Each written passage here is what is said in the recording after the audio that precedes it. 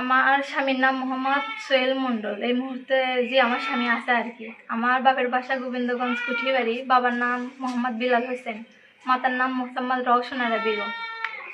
মোহাম্মদ আজাদ মণ্ডলের ছেলের সাথে দীর্ঘ যাবৎ 2 বছর ধরে আমার সম্পর্ককালীন আমার সাথে তার বিয়ে হয়েছে, 8 মাস হচ্ছে। সে আমাকে ঢাকায় এবং বগুড়ায় রাখাকালীন সে যাওয়া আসি করতো। করার পরে সে এখন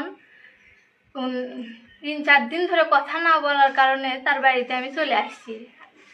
তার সাথে যেহেতু আমার আইনগতভাবে বিয়ে হয়েছে, এই জন্য তার বাড়িতে চলে আসছি। এখন আসার পরে সে বলতেছে যে বিয়ে করেনি, অস্বীকার করতেছে যে আমাকে বিয়ে করেনি। কিন্তু আমার কাছে কাগজ আছে, এই যে বিয়ের কাগজ।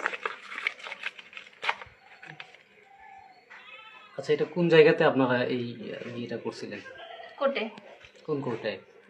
গোবিন্দগঞ্জ কোর্টে। এই সোহেলের পরিচয়টা কি একটু বলুন। সোহেলের বাবার নাম মোহাম্মদ আজাদ মণ্ডল, মায়ের নাম বেহুলা বেগম। গ্রামের নাম ময়দানহাটা, থানা শিবগঞ্জ, জেলা বগুড়া। আচ্ছা, যদি সোহেল আপনাকে এই মুহূর্তে স্ত্রী হিসেবে স্বীকৃতি না দেয় বা নিতে অসম্মতি জানায়, সেক্ষেত্রে আপনি কি করবেন? সেক্ষেত্রে আমার মরা ছাড়া কোনো উপায় নেই। যেহেতু কোথাও যাওয়ার আশ্রয় আমার নাই, না থাকার কারণে তার বাড়িতে আমার আসা।